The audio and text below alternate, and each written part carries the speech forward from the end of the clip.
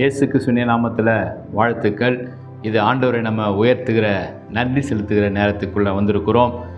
ஆண்டவர் பெரியவராக இருக்கிறார். அவர் வெளிச்சமும் நம்முடைய வாழ்க்கைகளுக்கு இருள் எல்லாவற்றையும் நீக்கி நம்மை மகிமைப்படுத்துகிற தேவனாக இருக்கிறார். கர்த்தர் என் வெளிச்சம், என் ஜீவனுமாக இருக்கிறார். நான் யாருக்கு பயப்படுவேன்? ஒருவேளை சூழ்நிலைகளை பார்த்து பயந்திருக்கலாம். ஒருவேளை உங்கள் வாழ்க்கையில் நடக்கிற காரியங்களை பார்த்து ஒருவேளை நீங்கள் நடுங்கி கொண்டிருக்கலாம். கவலையே படாதீங்க. அவரை துதிக்கும் பொழுது, அவரை மகிமைப்படுத்தும் பொழுது, வாழ்க்கையில் மனிதரெல்லாம் என்னை கைவிட்டுட்டாங்களே, ஏதாவது நம்பினவங்க என்னை ஏமாற்றி விட்டாங்களே, என்னை நான் நம்பி இருந்த என்னுடைய குடும்பம் என்னை கைவிட்டது, எதை குறித்தும் கவலைப்படாதீங்க. கர்த்தர் நான் உன்னை விட்டு விலகுவதில்லை, உன்னை கைவிடுவதில்லை என்று சொல்லியிருக்கிறார். கர்த்தரை நான் எப்பொழுதும் கீர்த்தனம் பண்ணுவேன். கர்த்தருக்கு நான் புது பாட்டை பாடுவேன். சங்கீதக்காரனுக்கு இப்படிப்பட்ட சூழ்நிலைகள், எப்படிப்பட்ட வேதனைகள், கர்த்தர் என் தாயும் என் தகப்பனும் கைவிட்டாலும் நான் கவலையே பட மாட்டேன். கர்த்தரை நான் துதித்து கொண்டே இருப்பேன். துதிப்போம். ஆண்டவரை துதிக்க துதிக்க நம்முடைய உள்ளங்களை ஆண்டவர் கொழுந்து விட்டு எரிய செய்வார். அவர் அல்பாவும் உமேகாவுமானவர். அவர் ஆதியும் அந்தவுமானவர். அவர் இருந்தவரும் இருக்கிறவரும் வரப்போகிற ராஜாதி ராஜா. நீங்களும் நானும் ஆராதிக்கிற தேவன் அவர் கர்த்தாதி கர்த்தர். அவர் தேவாதி தேவன். எல்லா மகிமை, எல்லா கணத்துக்கும் அவர் ஒருவரே பாத்திரர். எவ்வளோ பெரிய தேவனை நம்ம ஆராதித்து கொண்டிருக்கிறோம். ஆகவே மனிதர்கள் நமக்கு ஒரு வேளை துரோகம் செய்து இருக்கலாம். மனிதர்களால் நீங்கள் ஏமாற்றப்பட்டிருக்கலாம். மனிதர்களால் நீங்கள் உதாசீனப்படுத்தப்பட்டிருக்கலாம். மனிதர்களால் நீங்கள் கைவிடப்பட்டிருக்கலாம்.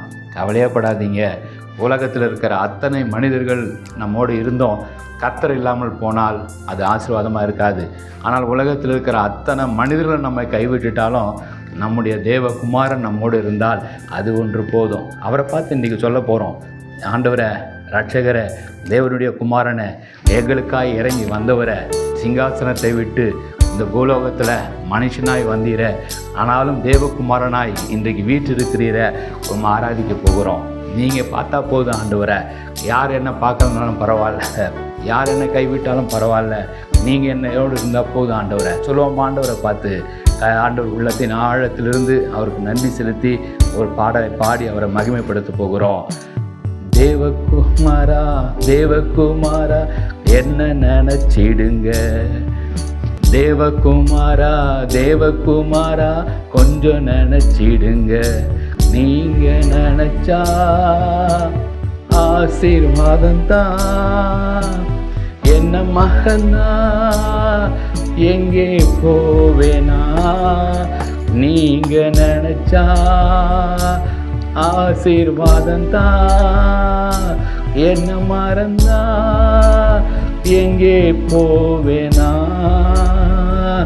தேவகுமாரா, தேவகுமாரா, என்ன நினைச்சிடுங்க. தேவகுமாரா, தேவகுமாரா, கொஞ்சம் நினைச்சிடுங்க. உடைந்த பாத்திரம் நான், அது உமக்கே தெரியும். தேவன் பயன்படுத்துகிறேன், இது யாருக்கு புரியும்? உடைந்த பாத்திரம் நான், அது உமக்கே தெரியும். தேவன் பயன்படுத்துகிறேன், இது யாருக்கு புரியும்?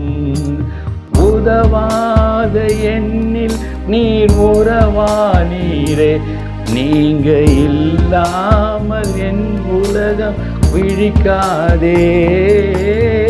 உதவாத எண்ணில் நீர் உறவானீரே, நீங்க இல்லாம என் உலகம் விழிக்காதே. நீங்க இல்லாம என் உலகம் விழிக்காதே. நீங்க இல்லாம என் உலகம் விழிக்காதே.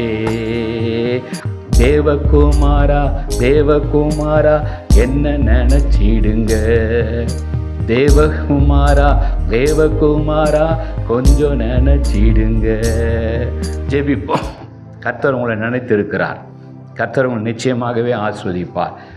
யார் என்னை கைவிட்டாலும் ஆண்டவரே, தேவனை உம்மை நம்பி இருக்கிறேன் ஆண்டவரை, நான் வெக்கப்பட்டு போகாதபடி செய்யும் ஆண்டவரை. ஆண்டவரே, என் சத்துருக்கள் என்னை மேற்கொண்டு நெகிழ விடாதீங்க ஆண்டவரை. கர்த்தாவே, உம்மிடத்தில் என் ஆத்துமாக்களை உயர்த்துகிறோம் ஆண்டவரே. இந்த நாள் எங்களுக்கு ஆசீர்வாதத்தை தரப்போகிறீர். இந்த துதிகளின் மத்தியில் வாசம் செய்கிற தேவன் ஆண்டவரே, எங்களை நீர் கண்ணோக்கி பார்க்கிறீர். ஆண்டவர் உமக்கு நேராக ஆண்டவர் எங்கள் கண்களை ஏறெடுக்கிறோம். ஆண்டவரை எங்களை ஆசீர்வதிங்க, வழி நடத்துங்க, பலப்படுத்துங்க. இயேசு ஜெபம் நல்ல பிதாவே, ஆமேன். இயேசு கிறிஸ்துவின் நாமத்தில் வாழ்த்துக்கள். இந்த நாளுக்கான செய்திக்கு நேராக நம்ம திரும்ப போகிறோம். கர்த்தர் நம் வழிகளை எல்லாவற்றையும் வாய்க்க செய்கிற தேவன். அப்படி யாருக்கெல்லாம் வாய்க்க செய்தார் என்கிற ஒரு காரியத்தை நம்ம சிந்திக்கும் பொழுது ஆதியாகமம் 39ஆம் அதிகாரத்தில் 2, 3 வசனங்களை வாசிக்கிறேன். கர்த்தர் யோசேப்போடு இருந்தார்.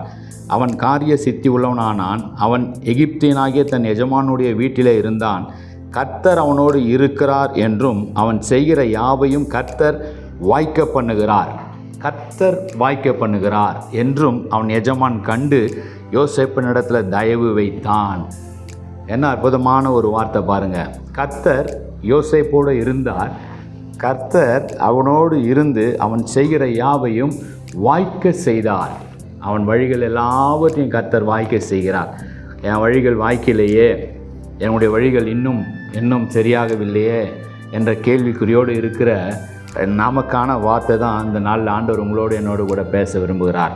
இந்த யோசேப்புடைய சூழ்நிலையை நீங்கள் கொஞ்சம் யோசித்து பாருங்கள், சிந்தித்து பாருங்கள். யோசேப்பு தன்னுடைய தகப்பன் தாயினுடைய வீட்டில் தன்னுடைய 11 சகோதரர்களோட நல்ல சந்தோஷமாய் சமாதானமாய் வாழ்க்கை போய் கொண்டிருந்தது. ஆனால் இந்த யோசேப்பு தரிசனங்களை கர்த்தர் கொடுத்தார். என்ன தரிசனம் கொடுத்தார்? அவனுடைய அரிக்கட்டு நிமிர்ந்து நின்றது. அவனுடைய 11 சகோதரர்கள் அரிக்கட்டும் அவனை வணங்கினது என்ற ஒரு தரிசனம், சொப்பனம். அதுக்கு அடுத்து இன்னொரு சொப்பனத்தையும் அவன் காண கர்த்தர் கிருபை செய்தார். இன்னொன்று அடுத்து என்ன சொப்பனம்? சூரியனும் சந்திரனும் அவனை மற்ற நட்சத்திரங்கள் அவனை வணங்கினது. இதனுடைய அர்த்தம் என்ன என்று அவனுடைய தகப்பனார் புரிந்து கொண்டார். சூரியன் சந்திரன் அவன் தாயும் தகப்பனும் இந்த சகோதரர்கள் 11 பேரும் யோசேப்பை வணங்குகிறதாக தரிசனம். இந்த தரிசனத்தை அவன் வெளியே படுத்தின உடனே, அந்த தரிசனம் தெரிந்தவுடனே அவனுடைய சகோதரர்கள் எல்லாருக்கும் அவன் மேலே பொறாமையும் எரிச்சலும் கோபமும் உண்டானது. ஆகையினால் என்ன செஞ்சாங்க? அவனை அடிமையாக விற்று போட்டாங்க. முதலாவது கொலை செய்யும்படி அவர்கள் காரியத்தை செஞ்சாங்க.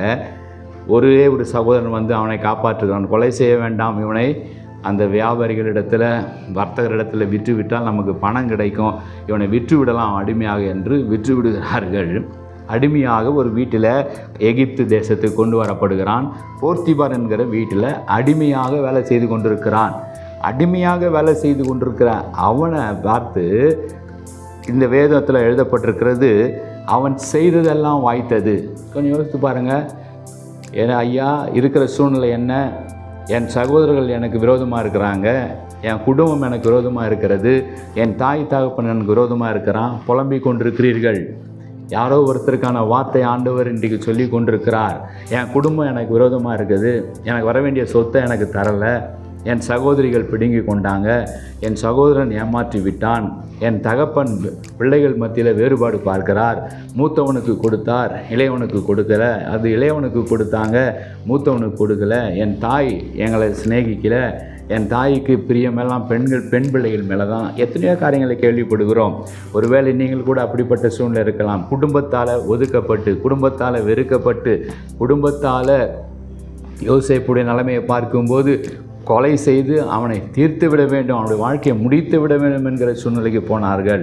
ஆனாலும் பிரியமானவர்களே, யோசேப்புடைய வாழ்க்கையில் கர்த்தர் காரியத்தை வாய்க்க செய்தார். எப்படி இது வாய்க்கிறது? ஒருவேளை நீங்கள் நினைத்து கொண்டிருக்கலாம், எனக்கும் ஆண்டவர் வாக்குத்தத்தம் கொடுத்தாரு, எனக்கும் ஆண்டவர் அநேக வசனங்களை கொடுத்துருக்கிறாரு, ஆனாலும் இன்னும் வாய்க்கிலேயே, எனக்கு சூழ்நிலைகள்லாம் எனக்கு விரோதமாக இருக்கிறது.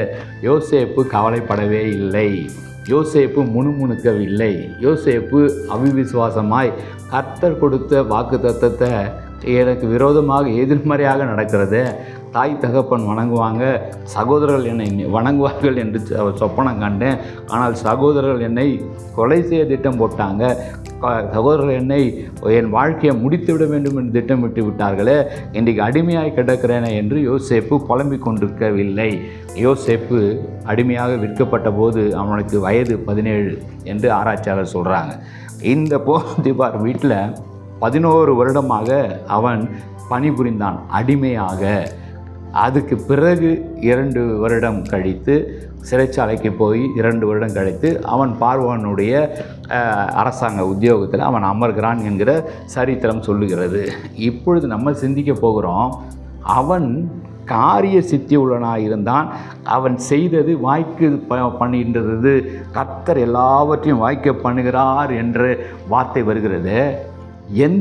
எதனால் யோசேப்புக்கு காரியங்கள் வாய்த்தது?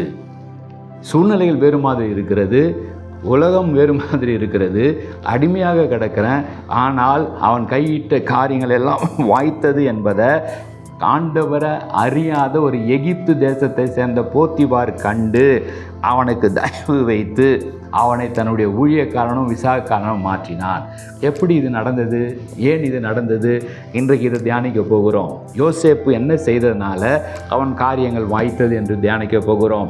இதை நம்ம அபியாசப்படுத்தும் பொழுது, இந்த காரியங்களை நம்முடைய வாழ்க்கையில் நம்ம நடைமுறைப்படுத்தும் போது இன்றைக்கு உங்களுடைய காரியங்களை ஆண்டவர் வாய்க்க செய்வார்.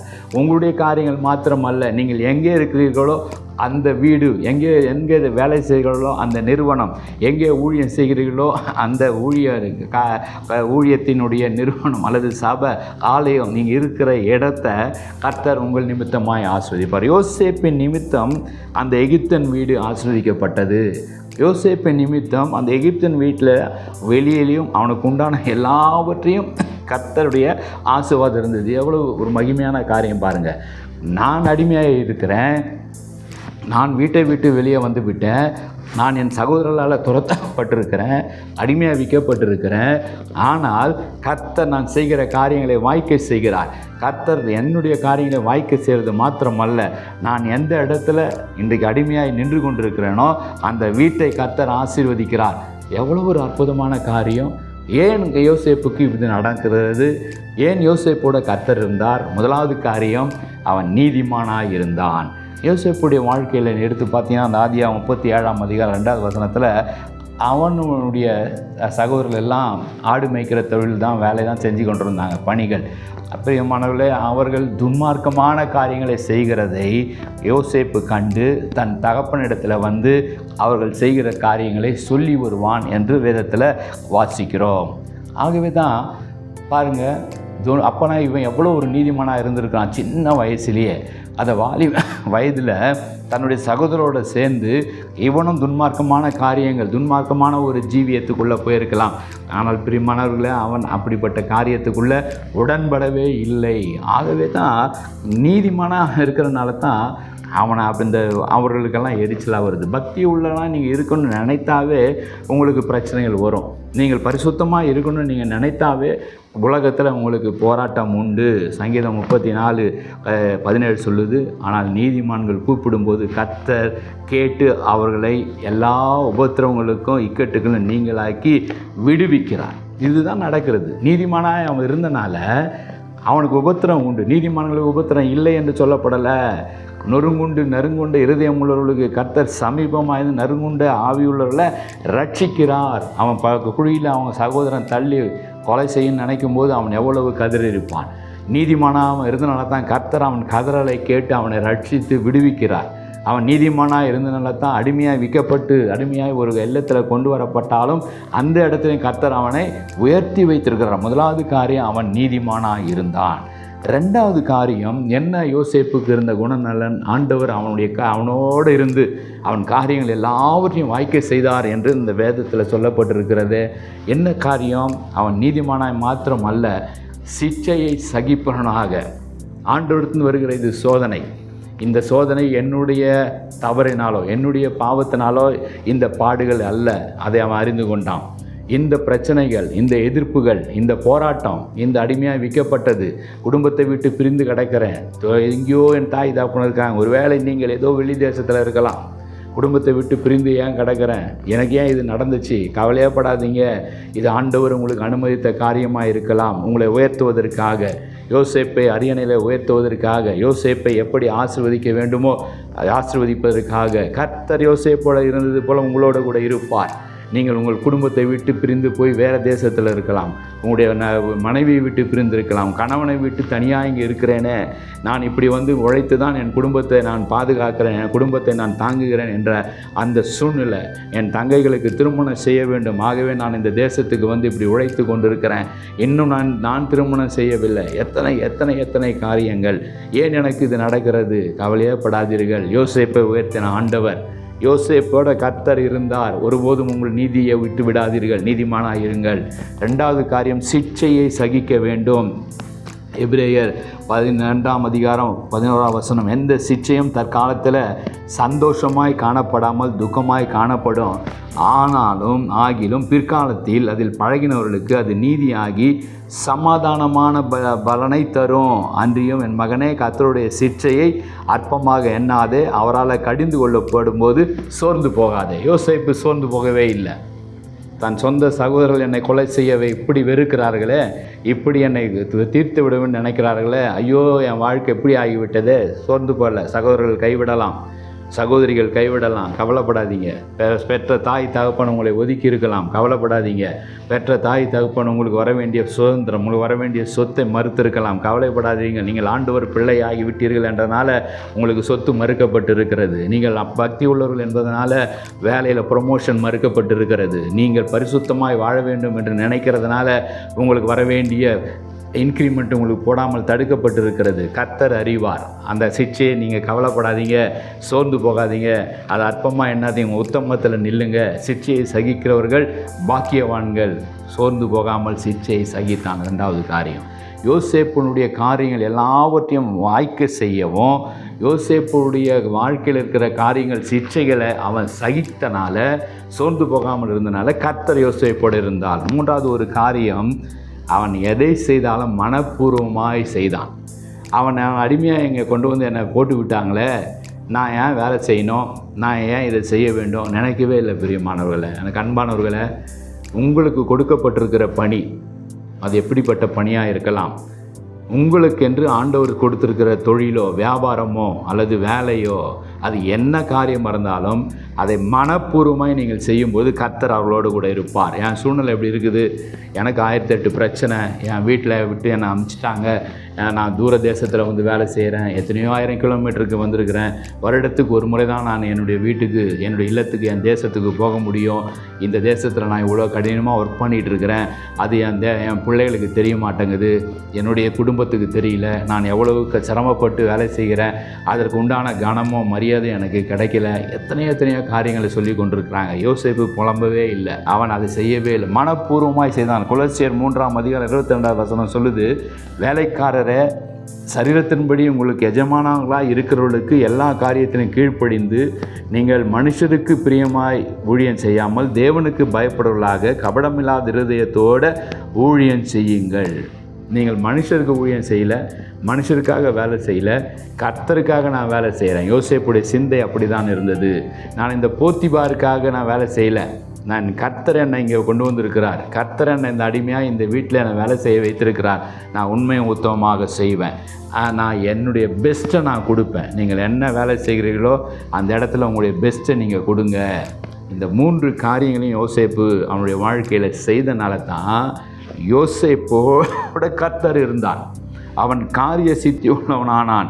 அவன் கர்த்தர் அவனோடு இருக்கிறான் என்பதை, அவன் செய்கிற யாவையும் கர்த்தர் வாய்க்க பண்ணுகிறார் என்று அவன் எஜமான் காண்கிறான். இந்த மாதம், இந்த நாள் உங்களோடு கர்த்தர் இருக்கிறார் என்கிற சாட்சி உலகம் சொல்ல போகிற நாள். எப்பொழுது சொல்லும்? நீங்கள் நீதிமான்களாய் இருக்கும் பொழுது.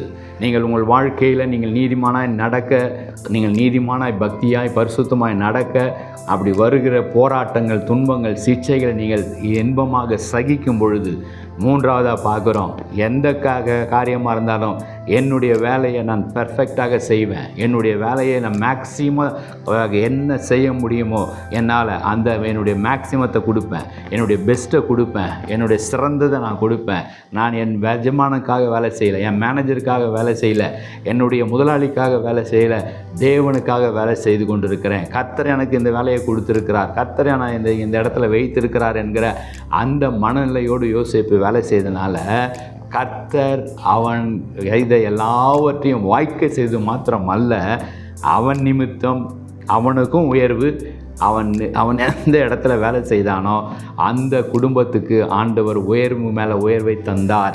அவன் எஜமான் ஆசீர்வதிக்கப்பட்டான். எஜமான் ஆசீர்வதிக்கப்பட்டனால 6வது வசனம் 39ஆம் அதிகாரம் 6வது வசனம், ஆகையால் அவன் தனக்கு உண்டானதை எல்லாம் யோசேப்பின் கையில் ஒப்பு கொடுத்து விட்டு தான் புசிக்க போஜனம் தவிர தன் இடத்துல இருந்த மற்ற ஒன்றையும் குறித்து விசாரியாக இருந்தான். எவ்வளவு பெரிய சாட்சி பாருங்கள். கர்த்தர் காரியத்தை வாய்க்க செய்கிற கர்த்தர் உங்கள் காரியங்களை வாய்க்க செய்வார். கலவலப்பட்டு கொண்டிருக்கிறீங்க, கலங்கி கொண்டிருக்கிறீங்க, என் குடும்பம் என்னை மதிக்கவில்லை, குடும்பம் என்னை உதாசீனப்படுத்துது, குடும்பத்தை பிரிந்திருக்கிற, எதை குறித்தும் கவலைப்படாதீங்க. கர்த்தர் உங்களோடு இருக்கிறார். கர்த்தர் யோசேப்பை உயர்த்தினார். யோசேப்பை உயர்த்தினது மாத்திரமல்ல, அவன் எந்த சூழ்நிலை இருந்தாலும் கர்த்தர் அவனோடு இருந்தார் என்றால் நீதிமானாக இருந்தான். அவன் பாடுகளை சகிக்கிறவனாக இருந்தான். அவன் சிறப்பான தன்னுடைய கடமைகளை சிறப்பாய் செய்கிறவனாக இருந்தான். இந்த 3 காரியங்களை நம்முடைய வாழ்க்கையில் இன்றைக்கு நீங்கள் கடைபிடிப்பேன் என்று ஒரு உடன்படிக்கை எடுங்க. இயேசு கிறிஸ்துவும் அவருடைய வாழ்க்கையில் எல்லா காரியங்களும் எவ்வளவோ பாடுகள் இயேசு கிறிஸ்துவுக்கு. அவர் வாழ்ந்த நாட்களில், அவர் உலகத்தில் வந்த நாட்களில் அந்த 30 வயதில் ஊழியத்தை ஆரம்பித்து அந்த 33 வயதுக்குள்ளே அவர் ஊழியத்தை முடிக்கிறதுக்குள்ளே அவருக்கு எவ்வளவு சோதனைகள், எவ்வளவு பாடுகள், எவ்வளவு பிரச்சனைகள், எவ்வளவு ஏச்சுக்கள், அவருக்கு எதிராக செய்யப்படாத காரியமே இல்லை. அனைத்தையும் சகித்தார். உலகத்தில் உபத்திரம் உண்டு, ஆனாலும் திடன் கொள்ளுங்கள், நான் உலகத்தை ஜெயித்தேன் என்று சொன்னாரே அதே இயேசு கிறிஸ்து இன்றைக்கு உங்களோடு கூட இருப்பார். அவருக்கு தெரியும் நீங்கள் கடந்து போகிற பாதை, அவருக்கு தெரியும் உங்களுடைய நிந்தைகள், அவருக்கு தெரியும் நீங்கள் கடந்து போகிற அவமானங்கள், எல்லாவற்றையும் மாற்றி உங்கள் காரியங்களை வாய்க்க செய்து உங்களையும் உயர்த்தி நீங்கள் எந்த இடத்துல இருக்கிறீர்களோ அந்த ஸ்தலத்தில் உங்களை உயர்த்தி மகிமைப்படுத்துவது மாத்திரமல்ல, உங்கள் மூலமாய் அந்த ஸ்தலமே ஆசீர்வதிக்கப்படும். நீங்கள் இருக்கிற ஊர் ஆசீர்வதிக்கப்படும், நீங்கள் இருக்கிற இல்லம் ஆசீர்வதிக்கப்படும், உங்கள் குடும்பம் ஆசீர்வதிக்கப்படும். கர்த்தர் காரியங்களை வாய்க்க செய்வார். ஜெபிப்போம். அன்பின் பிதாவே, ஆசீர்வதிக்கப்பட்ட அற்புதமான இந்த நேரத்துக்காக நன்றி செலுத்துகிறேன், சோத்தரிக்கிறேன். நாம் மகிமைப்படட்டும். யோசேப்பு காரிய சித்தி உள்ளவன் ஆனான். அவன் கர்த்தர் அவனோடு இருந்து எல்லாவற்றையும் வாய்க்க செய்திட இந்த வார்த்தைகளை கேட்டு, அப்பா இயேசுவே உண்மை நான் நம்புகிறேன், இயேசுவே உண்மை விசுவாசிக்கிறேன், நீர் எனக்காக மரித்தீர், நீர் எனக்காக உயிரோடு எழுந்தீர், எனக்காக இன்றைக்கும் நீர் பரலோகத்தில் பரிந்து பேசி கொண்டு இருக்கிறீர். என்னுடைய பிரச்சனைகள் நீங்கள் அறிந்திருக்கிறீங்க, என் சூழ்நிலையை நீங்கள் அறிந்திருக்கிறீங்க, என்னுடைய வாழ்க்கையை நீங்கள் அறிந்திருக்கிறீங்க. உம்மிடத்தில் ஒப்பு கொடுக்குறோம். நீங்கள் என்னை நடத்துங்க. யோசேப்பை நடத்தின ஆண்டவர் படுகுழியில் தள்ளப்பட்டாலும், ஆண்டவரே போத்திபார் வீட்டில் அடிமையாக விற்கப்பட்டாலும், நான் என் உத்தமத்தை விட மாட்டேன், என் பரிசுத்தத்தை விட மாட்டேன், என் உழைப்பை விட மாட்டேன், என் உண்மையை விட மாட்டேன். என்னுடைய எந்த பாடுகளை நான் சகிக்க ஆயத்தம் என்று சொன்ன அந்த வாலிபனை போல நாங்கள் இன்றைக்கு ஒரு உறுதிமொழி எடுக்கிறோம். ஆண்டவரை நாங்கள் அதே போல் நீர் எந்த வேலையை கொடுத்துருக்கிறீரோ, எந்த தேசத்தில் என்ன வைத்திருக்கிறீரோ, எந்த தொழிலில் வைத்திருக்கிறீரோ, எந்த நிறுவனத்தில் வைத்திருக்கிறீரோ, அந்த இடத்துல நான் உண்மையை உத்தமமாக இருப்பேன், உமக்கு சாட்சியாக இருப்போம், உங்கள் நாமத்தை மகிமைப்படுத்துவோம். ஆண்டவரை நீர் எங்களை வாய்க்க செய்ய போகிறீங்க. என்னை உயர்த்த போகிறது மாத்திரமல்ல, எங்களை ஆஸ்வதிக்கிறது மாத்திரமல்ல, எங்கள் மூலமாய் எங்களுடைய சுற்றுப்புறம் ஆஸ்வதிக்கப்பட போகிறது, எங்கள் மூலமாய் எங்கள் தேசம் ஆஸ்வதிக்கப்பட போகிறது, எங்கள் மூலமாய் எங்களுடைய ஜனங்கள் ஆஸ்வதிக்க போகிறாங்களே, நன்றி செலுத்துகிறோம். அப்படியே செய்யுங்க, ஆசீர்வதிங்க. இயேசுவின் மூலமாக நல்ல பிதாவே, ஆமேன். God bless you. பிரியமானவர்களே, இந்த வார்த்தைகளை கேட்டு நீங்கள் ஆஸ்வதிக்கப்பட்டிருப்பீர்கள். இது மாத்திரமல்ல, ஒவ்வொரு நாளும் காலையில் யூடியூபில் அந்தந்த நாளுக்கு உண்டான வார்த்தைகளும், இந்த உலகத்தில் நடக்கிற சம்பவங்களை குறித்தான ஒத்து போகிற விளக்கங்களும் ஒவ்வொரு நாளும் யூடியூபில் வந்து கொண்டு இருக்கிறது. அதனுடைய டிஸ்கிரிப்ஷனை வீடியோவில் உங்களுக்கு கொடுப்பாங்க. அதையும் நீங்கள் தினந்தோறும் பாருங்கள், அதில் ஷேர் பண்ணுங்கள், மற்றவர்களுக்கு அறிமுகப்படுத்துங்க. அது மாத்திரமல்ல, ஜாய் டிவிலையும் ஒவ்வொரு ஞாயிற்றுக்கிழமையும் 5லேருந்து 5:30 மணிக்கு வருகிற இந்த செய்தியை மற்றவர்களுக்கு அறிமுகப்படுத்துங்க. உங்களை கர்த்தர் நிச்சயமாக ஆஸ்வதிப்பார், உங்கள் காரியங்களை வாய்க்க செய்வார். God bless you.